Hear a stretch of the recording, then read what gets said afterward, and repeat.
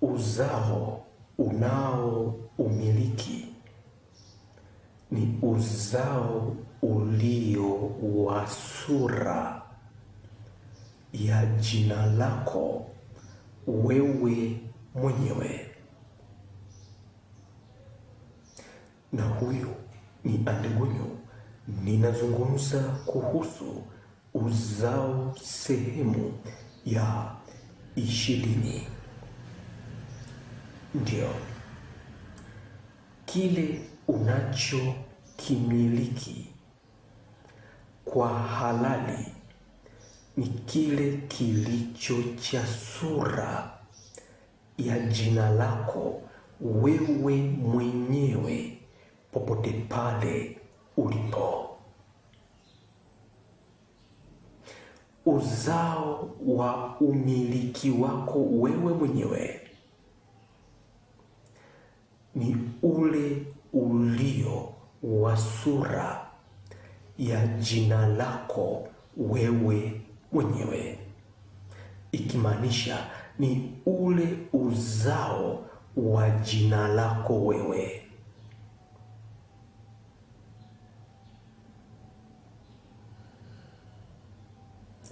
Na huo ndio ulio uzao wa pumziko au raha yako wewe kwenye maisha yako, kwenye chochote unachokifanya, kwenye jinsi vyovyote ulivyo katika maisha yako. Kwa hiyo uzao wako wewe mwenyewe ni ule ulio wa jina lako wewe, ni ule ulio wa sura ya jina lako wewe, hapo popote pale ulipo. Haijalishi unaonekana vipi kwa jina lako hilo. Ni mwanamke, ni mwanamume, ni mtu, ni wewe, hapo popote pale ulipo, katika jinsi na jina la kuonekana kwako wewe. Ila yoyote aliye wa uzao wako wewe ni lazima awe wa jina lako wewe, ni lazima awe wa sura ya jina lako wewe.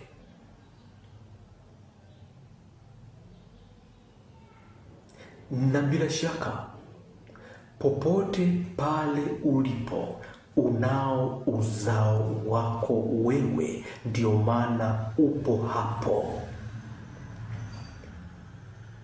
Unao uzao wa sura ya jina lako wewe mwenyewe, ndio maana upo hapo.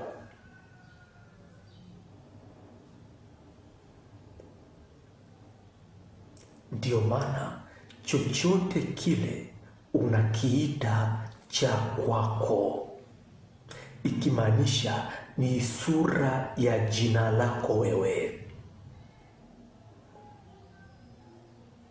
Mke wako, mume wako, Mungu wako.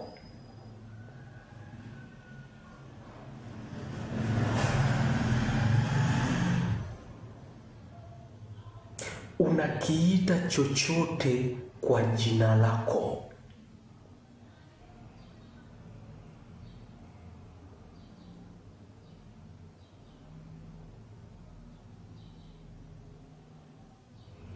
Na ndio maana vimekuzunguka, vipo pamoja na wewe, yupo pamoja na wewe, kwa kuwa huyo ni uzao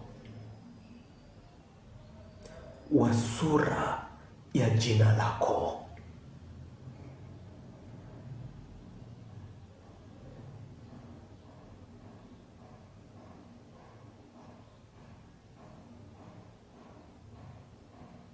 Ndio maana chochote unakiita cha kwangu, mume unamwita mume wako, unawita utajiri wangu, mafanikio yangu, uponyaji wangu.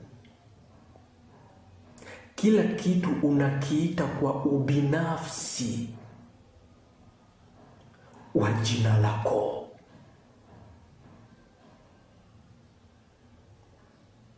Ikimaanisha kila kitu kuwa ni sura ya jina lako wewe binafsi, yani moja.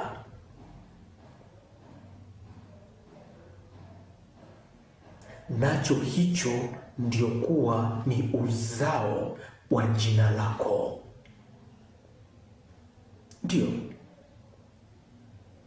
unaita Mungu wangu,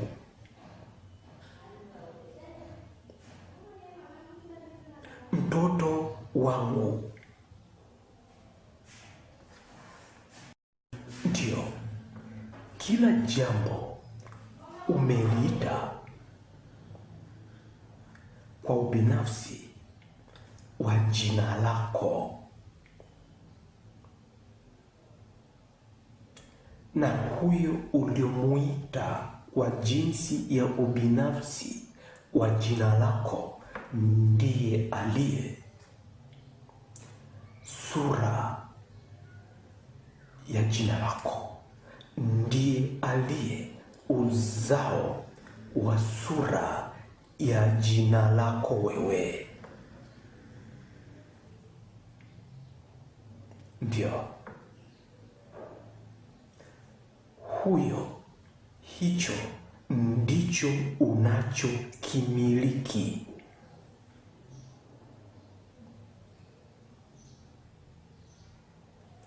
Mungu wangu,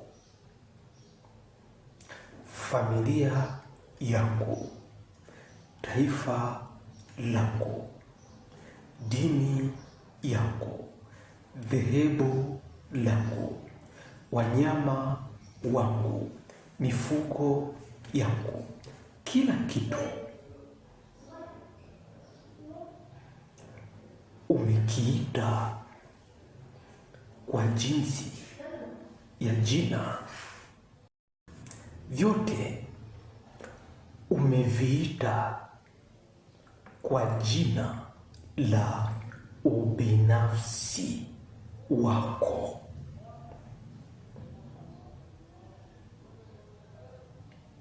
Navyo hivyo kuwa ni sura ya nafsi au jina lako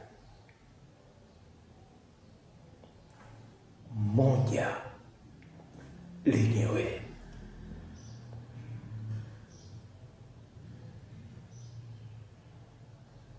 Uzao ni ule uliozaliwa au uliotokana na jinsi ya sura la jina lako. Huo ndio uzao wako wewe.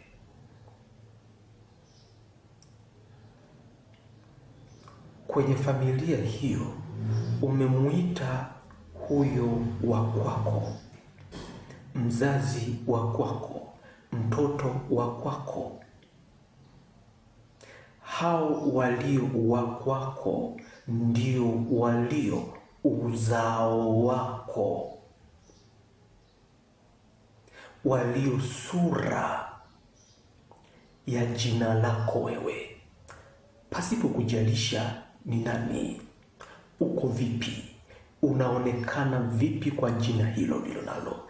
Haijalishi jinsia yako, haijalishi umri wako, haijalishi jinsi vyovyote ulivyo, bali chochote kile kilicho cha uzao wako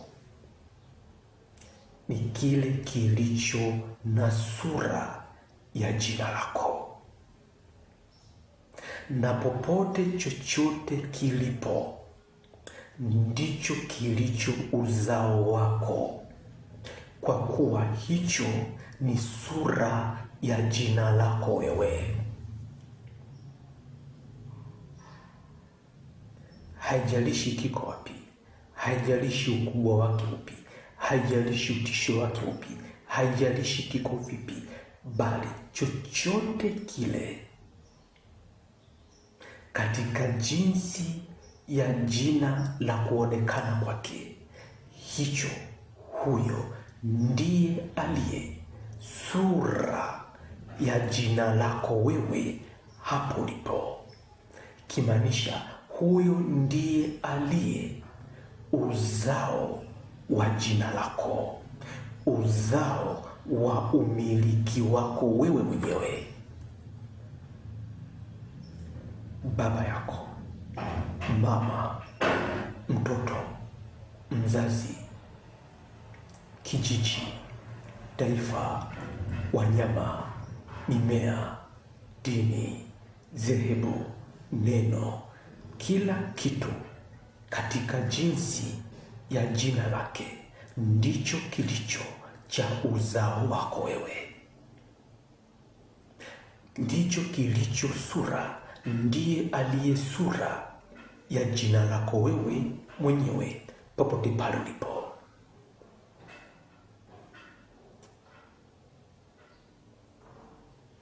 Na kufanya aliye wa uzao wako wewe ni chochote au yoyote aliyeongezeka hapo ulipo,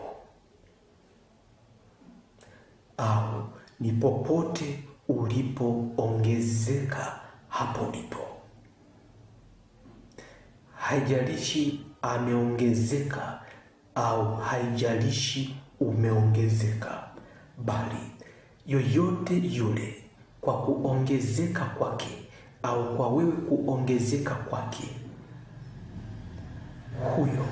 hicho ndicho kilicho uzao wako wewe mwenyewe, ikimaanisha uzao unao umiliki, uzao wa umiliki wako wewe, uzao mmoja wa jina lako wewe, uzao mmoja wa maisha yako wewe.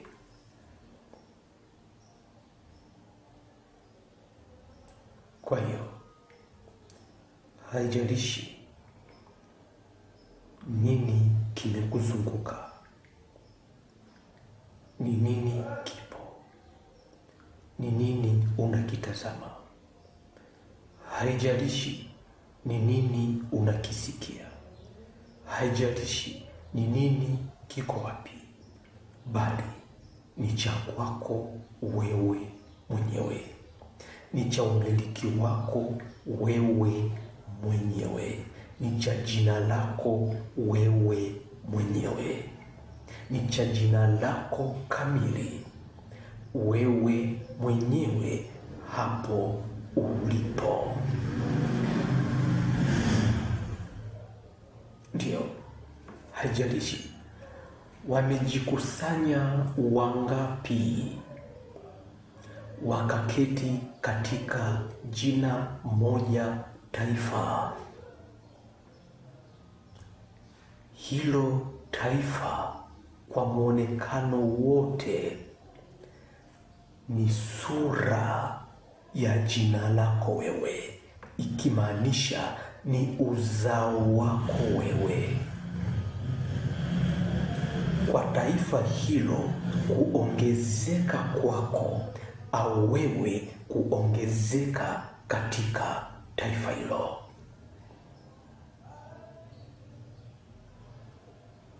haijalishi wamejikusanya vipi na kuwa katika jina moja mbingu, kuwa katika jina moja dunia, kuwa katika jina moja Aringakunyu, yaani muunganiko wa mbingu na nchi, bali hicho ni sura ya jina lako wewe, ikimaanisha kama ni dunia yako wewe. Kama ni mbingu yako wewe, ikimaanisha ni mbingu yenye sura ya jina lako wewe. Ni biashara hiyo, ni biashara yako wewe. Ni taifa hilo, ni taifa lako wewe. Ndio maana umeitwa wa taifa hilo. Ukiulizwa taifa lako ni lipi, unataja. Ukiita dunia yako ni ipi, unataja. Kwa nini? Ni wa kwako, ni uzao wako, ni uzao wa jina lako.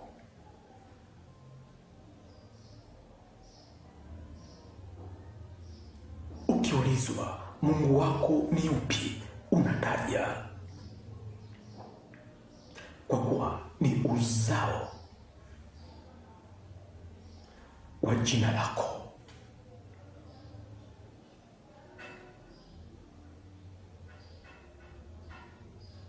Kwa hiyo yoyote aliyeongezeka kwako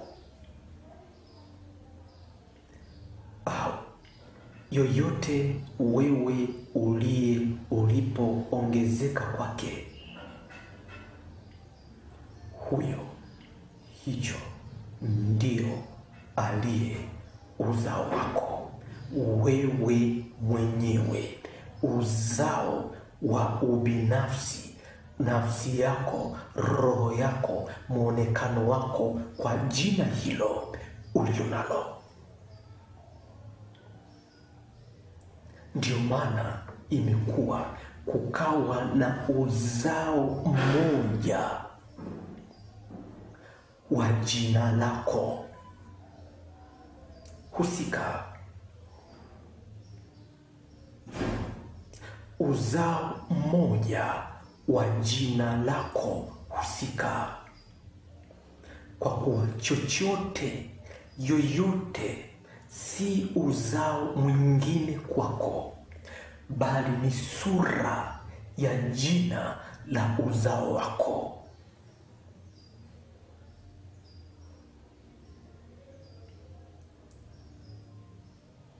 Kama ulivyo mwili wako, kwamba popote unaposhika ni mwili.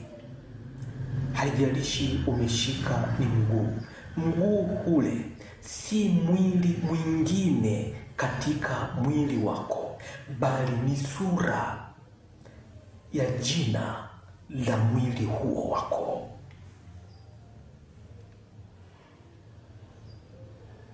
Na kuufanya mwili ukawa ni mmoja katika jinsi ya jina moja la mwili, katika jinsi ya jina moja mwili.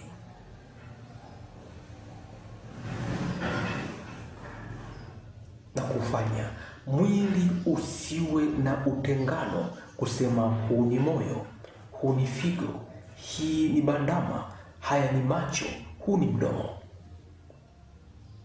bali mwili mmoja. Kwani popote unaposhika katika jinsi ya jina husika, bado ni sura ya mwili wako kamili. Ndivyo ilivyo kwenye mambo yote. Yoyote unayemtazama, chochote unachokisikia, chochote unachokiona, sio kingine kwako, bali ni sura ya jina lako, ikimaanisha ni jina lako kamili, jinsi linavyoonekana. jinsi lilivyo. Muda mwingine utalitazama kama utisho kwa muonekano wake, lakini ndio pumziko lako, ndio uzao wa raha yako. Kama vile ukitazama muonekano wa udaktari na mambo yao yaliyopo yanayofanyika ni kama ukatili, lakini kumbe ndio afya, ndio sura ya afya inavyoonekana. Ndio pamoja kwenye hivyo vyote, chochote unachokiona katika jinsi yake unaona ni kama ukatili yanayofanyika kwa muonekano wake, lakini ndio uzao wa pumziko lako.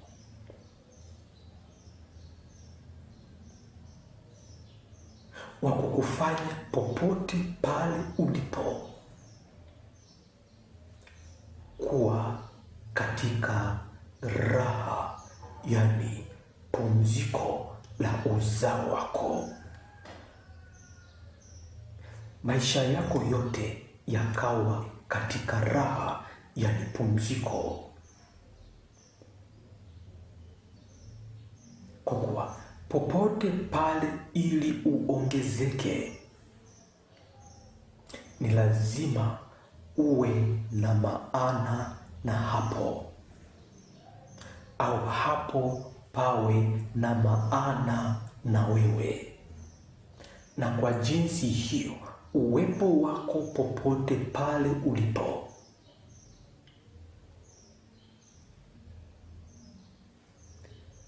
upo katika raha, uwe katika raha, yani pumziko la kuishi na uzao wako,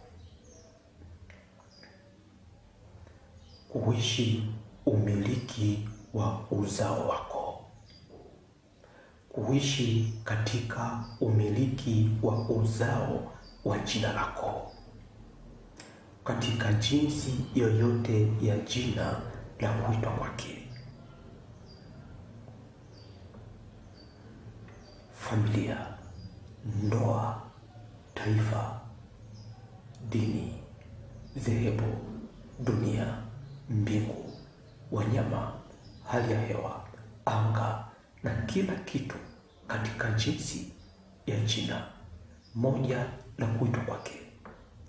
Dunia katika jinsi yoyote ya jina moja la kuitwa kwake. Ukiitazama yote yanayofanyika ni kama ukatili, lakini ndio uzao wa pumziko lako unavyoonekana, kwani ni afya imeonekana, ni uponyaji umeonekana, ni muujiza umeonekana, ni kila kitu kimeonekana, na kufanya jinsi unavyoonekana dunia sio utisho kwako, bali ni uzao wako. Jinsi inavyoonekana mbingu na matendo yake si utisho kwako, ila ni pumziko lako, kwa kuwa ndio sura ya jina lako wewe. Basi popote pale ulipo, pokea uzao wa jina lako, pokea sura ya uzao wa jina lako, ndoa ya jina lako, mzazi wa jina lako, uzao wa jina lako, familia ya jina lako, taifa ya jina lako, dunia ya jina lako, mafanikio ya jina lako, utajiri wa jina lako. Pokea utajiri, pokea mafanikio, pokea uponyaji, pokea elimu, pokea viungo vipya, pokea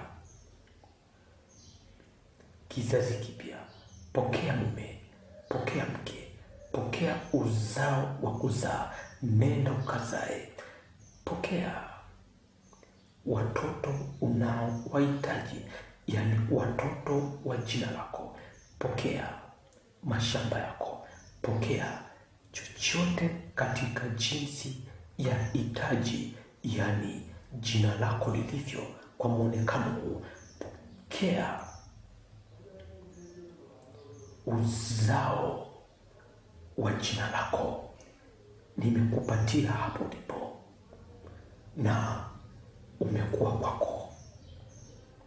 Basi tazama mafundisho haya pia katika ukurasa wa YouTube kwa jina la Andegunyu. Pokea uzao wa jina lako, uzao wa umiliki wa jina lako, na umekuwa kwako hapo ulipo.